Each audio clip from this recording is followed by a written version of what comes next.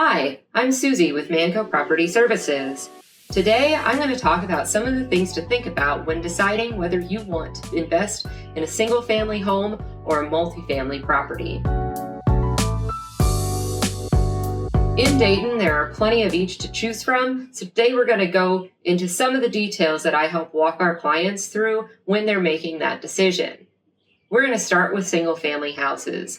Single-family houses are those standalone buildings that are one unit.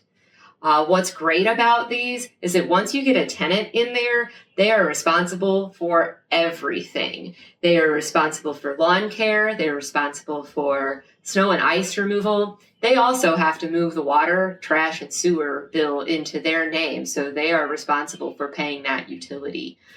So this really can cut down on monthly expenses over time. However, you do have to remember that capital expenses are still there. So when a roof needs to be replaced, or if you have an HVAC that needs to be replaced, those expenses are big and they happen for that building, and it only repairs one unit. On the flip side of that, you have a multifamily unit. Now, your monthly expenses may be a little bit higher month to month because you are often responsible for the water, trash, and sewer. And also, as a multifamily property, the owner is going to be responsible for lawn care and for snow and ice removal. That said, those capital expenses are going to be less per unit than they will on single-family homes because you have one roof for a 4-unit building. So you only have to replace that roof once for those 4 units. Same with the plumbing, the HVAC, and other major mechanicals and capital expenses that you may have to spend over time. So you have, on one hand, lower monthly expenses, but you're dealing with more risk on the capital expense side. On those multifamilies, you have higher monthly costs. However, your capital expenses are lower.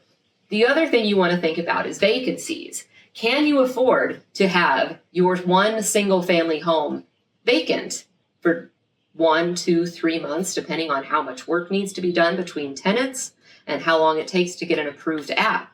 Because if you only have one single family property and it becomes vacant, you are suddenly down to $0 in income, in rental income.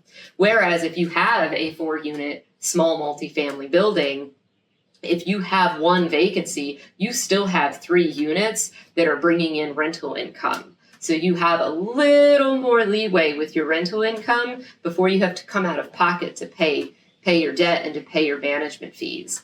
So some of the things to think about. I love talking about this stuff, so if you want to talk with me more, please don't hesitate to reach out. You can find more information about this and all sorts of different things on our website at www.mancopropertyservices.com. I look forward to speaking with you soon.